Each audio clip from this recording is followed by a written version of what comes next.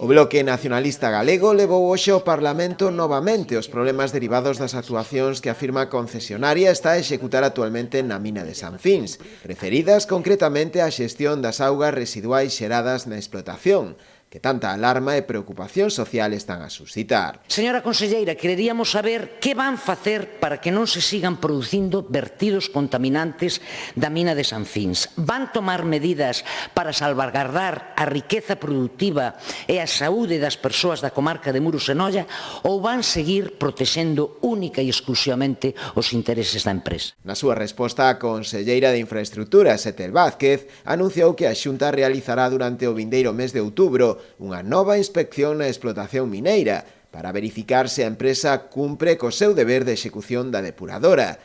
De non ser así e constatarse a reiteración por parte da firma do incumprimento das condicións de vertido establecidas, iniciaríase o procedemento para facer efectiva a revogación da autorización dada no seu día. Na súa comparecencia, a conselleira insistiu no estrito cumprimento da legislación vixente por parte de Augas de Galicia. De feito, segundo ela, este labor de control que realiza a Xunta de xeito continuo na mina foi o que permitiu detectar valores superiores aos permitidos en varios parámetros da contorna da mina, o que motivou a apertura dun expediente sancionador á empresa, que agora, de reiterarse un novo incumprimento, derivaría nunha nova multa e na posible retirada da autorización. Pedimos un plazo de 4 meses, máis 2, para executar esa depuradora.